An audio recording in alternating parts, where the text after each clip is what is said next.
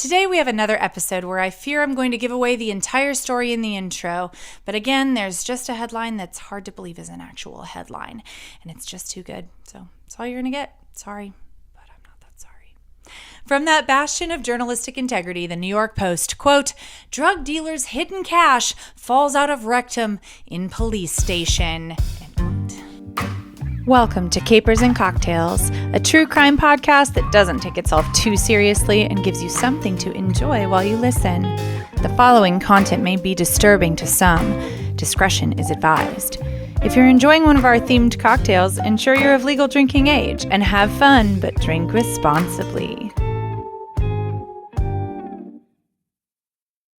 Okay, before we begin, I just have to tell you that the last 3 uploads, I have just had the most terrible time. I have spent hours and hours filming and refilming these, and I have shelled out a boatload of money for new equipment. So I hope you will listen and or watch and give me feedback on what you think of both how it looks and how it sounds. I'm really hoping that the audio quality is better than it has been, but please, I welcome all feedback. So thank you. All right, let's start for real. The reason for today's drink is, well, because a dealer is kind of like a runner. I don't know, it's thin. Just go with it. Rum runners were people who illegally transported and sold alcoholic beverages, particularly rum, during the Prohibition era. During this time, the sale, transportation, and consumption of alcohol was illegal. However, you can imagine the demand for alcohol did not disappear, probably increased, and a black market for alcoholic beverages emerged. Rum runners were individuals who smuggled alcohol across the border from Canada or from the Caribbean and brought it into the United States for distribution. They often used fast boats to outrun the Coast Guard and other lawmen, and they would transport the alcohol to hidden locations, such as speakeasies or private homes. Yet another thing that we at Capers and Cocktails have Prohibition to thank for. Thanks, Prohibition.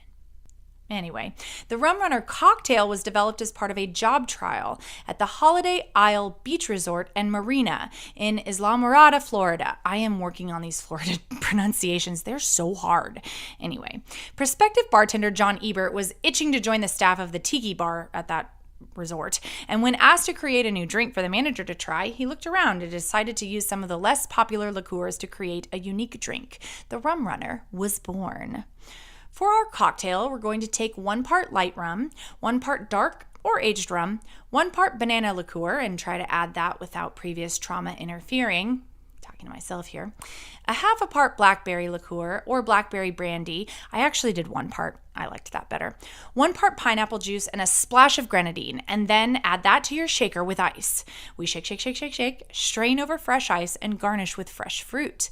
The mocktail version requires a bit of prep work. To make the banana syrup, freeze 2 old bananas. Once frozen, peel the bananas and microwave them for 3 minutes. Then strain the liquids and reduce to a syrup over medium heat in a saucepan on the stove.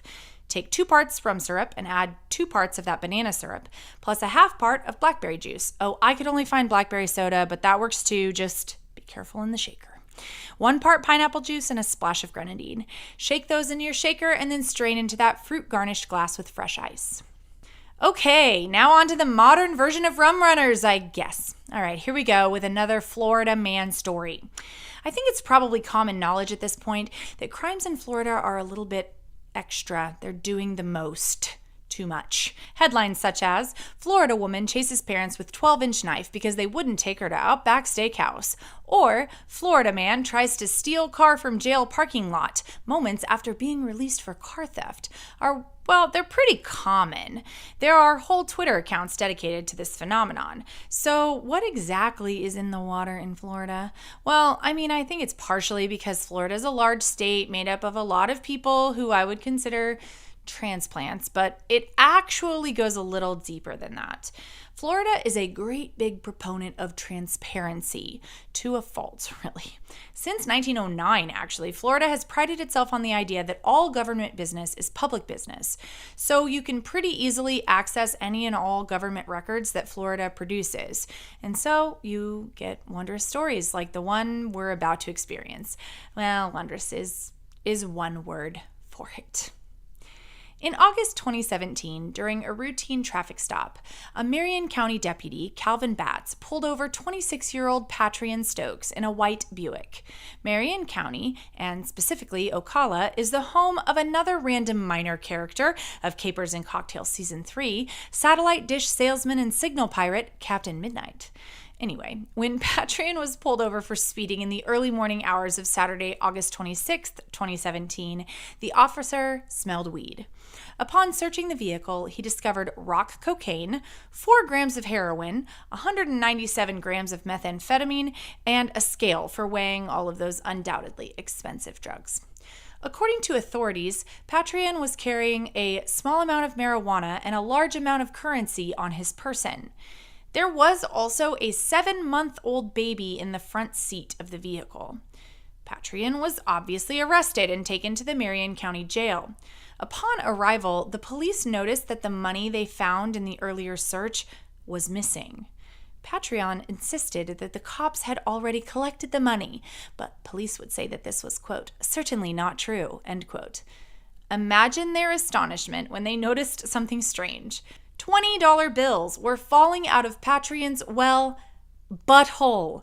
In a procedure that police would deem, quote, necessary but undesirable, end quote, and I think you can get the adequate mental image here, they managed to pull $1,090 out of Patrian's rectum. The moderators or content creators of the Marion County Sheriff's Office Facebook page expressed their appreciation for local bank tellers, saying, quote, for all of our wonderful cashiers in Marion County, we apologize for giving you this terrible mental image today. If you choose to use gloves during your daily duties, we will understand, end quote. That is disgusting. Patrian was charged with smuggling contraband into a detention facility, I guess that's the money, trafficking methamphetamine, trafficking heroin, possession of cocaine with the intent to sell, manufacture, or deliver, possession of marijuana, and possession of drug equipment. I guess they let the 7-month-old just chilling in the front seat of the car thing totally slide. Anyway, Patrian posted bond and was released the exact same day. This was evidently not Patrian's first brush with the law in Marion County after a 2015 charge of grand theft, which was dropped by prosecutors in 2015. He also spent some time in prison in 2013 for a cocaine charge somewhere else in Florida. The 2017 Booty in the Booty crime, however, was dropped by prosecutors in December of 2017, or in fancy legal terms, I can do this, nolle prosequi. The sheriff's office Facebook post joked, quote, judging from Stokes' mugshot, he looks pretty bummed about the whole situation, end quote.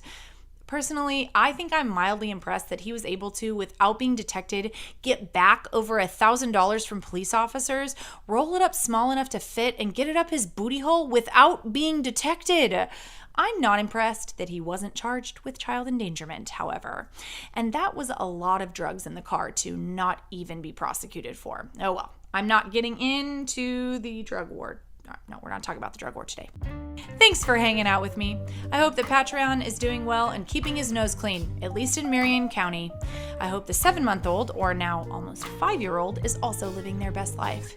Do you like true crime memes? I love true crime memes. I post a lot of them on my Facebook. You should go check them out. We're at Capers and Cocktails there. Spell that and out, of course. The third Tuesday is a skipped upload, so spend some time catching up. Those last 3 uploads were pretty long, I'd say. Next week's episode needs a soda that you're only going to be able to get in person if you live in New England, I think. So I've posted a link to buy it online. Moxie soda? I've never heard of it. I'll see you in 2 weeks, and remember, it's important to wash your hands after handling cash.